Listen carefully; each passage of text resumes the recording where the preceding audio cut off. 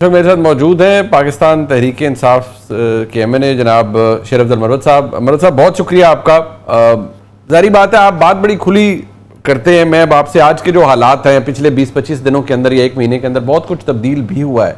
مروت صاحب کہاں کھڑی ہے پاکستان تحریک انصاف بحیثیت جماعت؟ ابھی آج آپ کو بھی خبر مل گئی ہوگی پاکستان کے آرمی چیف کو اب ہائیسٹ رینک مل گیا ہے, وہ فیلڈ مارشل کے عہدے پر ان کی ترقی ہو گئی ہے, ان کی پاپولیرٹی سکائی راکٹ کر رہی ہے, ایک ایکسیپٹنس ان کی پاپولیرٹی, عوام خوش ہیں, پاکستان نے بڑا ڈیسائسولی بھارت کو شکست دی ہے اپنے روایتی حریف کو. اس پورے ماحول کے اندر پاکستان تحریک انصاف بحیثیت جماعت کیا کچھ گین کر پائی ہے سیاسی طور پر اپنے معاملات ٹھیک کرنے کے لیے؟ بہت شکریہ. یہ دو مختلف سبجیکٹس چھیڑے ہیں آپ نے. آرمی چیف کی بحیثیت فیلڈ مارشل پروموشن اور پی ٹی آئی کہاں پہ کھڑی ہے. پی ٹی آئی جو ہے اسٹیگنیشن یا جمود کا شکار ہیں. فیصلہ سازی یا جو قوت فیصلہ ہیں وہ عدم موجود ہیں قیادت کے پاس. چھوٹی چھوٹی چیزوں کے لیے اجازت لینی پڑتی ہے اڈیالہ سے,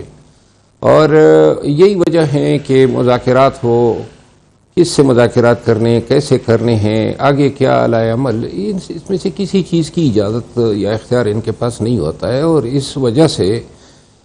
پاکستان تحریک انصاف جو ہیں وہ جو قیادت ہے وہ بیسیکلی پریکٹیکلی یرغمال ہیں. وہ اپنے تئیں کچھ بھی نہیں کر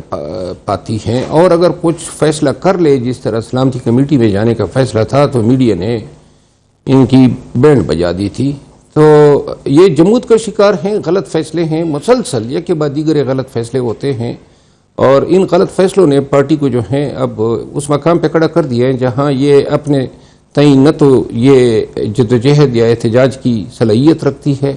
اور نہ یہ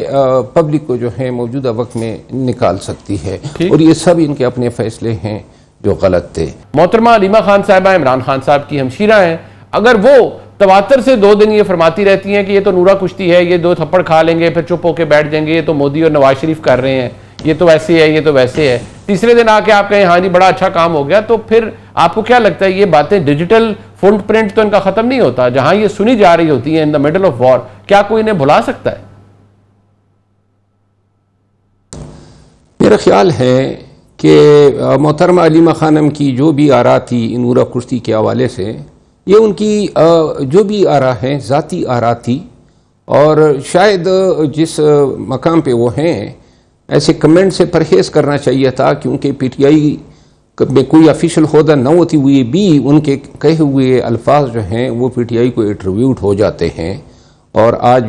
یوں آپ اس وجہ سے بات کر رہے ہیں. جی میرا خیال ہے کہ غیر دانشمندی ہے, اور پارٹی کا یہ بیانیہ نہیں تھا. پارٹی نے تو ڈٹ کے سوشل میڈیا پہ بھی اور عملی طور پہ بھی پارلیمنٹ میں جب ریزولوشن آئی ہم نے کل کی حمایت کی, تو لہٰذا چند افراد کی اپنی ذاتی آراء پہ مبنی گفتگو جو ہیں وہ پی ٹی آئی کا بیانیہ نہیں ہو سکتا. نہیں بٹ بات یہ ہے بھرت صاحب, D G I S P R بیٹھتے ہیں جا کے پارلیمنٹیرینز کے ساتھ, مطلب یا مختلف سیاسی شخصیات کے ساتھ, تحریک انصاف کے دوستوں کو دعوت دی جاتی ہے جہاں نہ پارلیمانی کمیٹی کے اندر آپ کی آراء مختلف ہیں جو قومی سلامتی کی ہے, نہ اس میں تحریک انصاف جاتی ہے جب جعفر ایکسپریس پر حملہ ہوتا ہے, جہاں جب پاکستان کی فوج کے ترجمان آ کر انٹریکٹ کر رہے ہیں وہاں بھی تحریک انصاف کے دوست نہیں گئے. تو یہ فیصلہ تو خالی علیمہ خان صاحبہ کا نہیں ہوگا, یہ تو اور لوگوں کا بھی ہوگا نا. تو آپ کے نزدیک یہ کون سی دانش مندی ہے؟ میرا خیال ہے کہ اگر P T I us briefing میں نہیں گئی جی تو اس بریفنگ میں جانے یا نہ جانے سے کوئی ایسے نتائج برآمد نہیں ہوئے, کیونکہ تمام دنیا نے دیکھا پی ٹی آئی جو ہیں وہ عسکری قوتوں کی پشت پہ کھڑی تھی. البتہ اگر نہیں گئی ہے تو جانے کے لیے یہ تو ناکامی حکومت کی یا اسٹیبلشمنٹ کی کہ وہ پی ٹی آئی کو راضی نہ کر سکے. خود مجھے یہ دعوت ملی تھی اس بریفنگ میں جانے کی, اور میں یہ دیکھ رہا تھا کہ اگر پی ٹی آئی جاتی ہے تو میں بھی جاؤں گا, اور پاکستان ٹیلی ویژن جہاں پہ یہ بریفنگ ہو رہی تھی اس کے گیٹ سے میں واپس ہوا. اگر جنگ کے دنوں میں ضرورت پڑی تو تھوڑا جو ہے کنونس کر لیتے, تھوڑا سا ڈائلاگ کر لیتے, تھوڑا سا جو ہے قیادت کے ساتھ ذاتی کوششیں کر لیتے تو آ جاتے. یوں تو نہیں ہے نا کہ جی آپ نے دعوت بھیجی تو عدالت میں آنا ہے، اور بریفنگ ہی تھی، کوئی فیصلہ تو نہیں کرنا تھا، تو یوں بریفنگ کا علم تو بعد میں میڈیا کے ذریعے بھی پی ٹی آئی کو ہو گیا۔ مطلب آپ کہتے ہیں اس سے اتنا فرق نہیں پڑتا، آپ کی رائے؟ اب آپ نے کہا کہ اس سے کوئی اتنی اسٹریٹجی ڈسکس نہیں ہو رہی تھی، نہ بھی جاتے نہ بھی گئے تو اس سے فرق نہیں پڑا، لیکن قاعدہ حزب اختلاف، یہ میں سوال اس لیے کر رہا ہوں کیونکہ آپ کا ایک بڑا اسٹرانگ اوپینین ہوتا ہے، قاعدہ حزب اختلاف یہ کہتے رہے ان دا مڈل آف آل دس کہ یہ تو بڑی بالکل مودی کے سامنے لیٹ گئے ہیں، یہ تو پپٹ حکومت ہے، یہ فلان ہے، یہ سب کچھ ہے، جبکہ جو چیئرمین ہے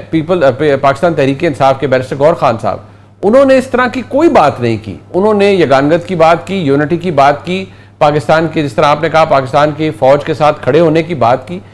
یہ ڈویژنز میں دوبارہ آپ سے بصد احترام عرض کروں گا مروت صاحب، کیا یہ ڈویژنز کوئی اور کریٹ کر رہا تھا یا یہ اس رویے کا نتیجہ ہے جو تحریک انصاف کے ساتھ رہا ہے پچھلے کافی عرصے سے؟ دیکھیے، پاکستان تحریک انصاف کی تمام قیادت کو ایک چیز تو سمجھ آنی چاہیے کہ چاہے کچھ بھی ہمارے ساتھ کتنا ہی برا ہو، لیکن ہم حب الوطنی میں یا پاکستان کی سالمیت پہ کسی چیز کو، کسی نظریے کو، کسی شخصیت کو ترجیح نہیں دے سکتے ہیں، اور اس حوالے سے میں بیرسٹر گوہر کے تمام بیانات کو مقدم سمجھتا ہوں، اور یہی ایک المیہ ہے کہ پی ٹی آئی میں کرنٹ ایشوز پہ کیا بولنا ہے، کیا کہنا ہے، اس پہ نہ کوئی موقف یا بریفنگ دی جاتی ہے، جس کی جو رائے ہوتی ہے وہ اپنے تئیں بولتا جاتا ہے، اور الزام جو ہیں وہ پی ٹی آئی پہ آ جاتا ہے۔ پی ٹی آئی کا جو بحیثیت پارٹی ایک پالیسی ڈیسیجن تھا وہ وہی تھا جو بیرسٹر گوہر نے کہا۔ اب درمیان میں کسی نے ایک رائے دی، کسی نے دوسری رائے دی، وہ پی ٹی آئی کی رائے تو نہیں سمجھی جانی چاہیے، رائے وہی مقدم ہے جو بیسیکلی آلریڈی ہمارے ذہنوں میں جو ہیں بیٹھی ہوئی ہے۔ پاکستان کی بات ہے، جنگ کے حالات ہیں، انڈیا جیسے موذی دشمن سے پالا پڑا ہے، تو لہٰذا تمام مصلحتیں جو ہیں ان کو بالائے طاق ہی رکھنا ہوگا۔ اپنے ساتھ کی ہوئی تمام زیادتیوں کو بلا کے ہم نے بالکل ایک فقید المثال ایک تاریخ رقم کی،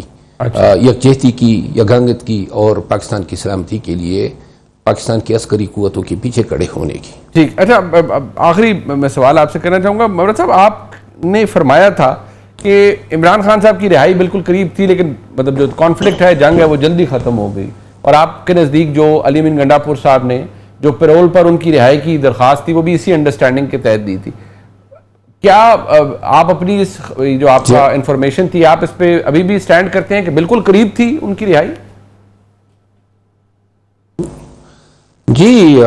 میرا خیال ہے دوسری کوئی رائے نہیں ہو سکتی ہے اس ایشو پہ۔ میں نے علی امین خان سے بھی بات کی، اور میں خود جب انہوں نے پٹیشن دائر کی تو پہلے تو میں حیران ہوا، کیونکہ پیرول پہ رہائی جو ہیں قانوناً تبھی ممکن ہے جب حکومت قائل ہو۔ اب حکومت سے انڈائریکٹلی ریلیف مانگی ہے تھرو کورٹ،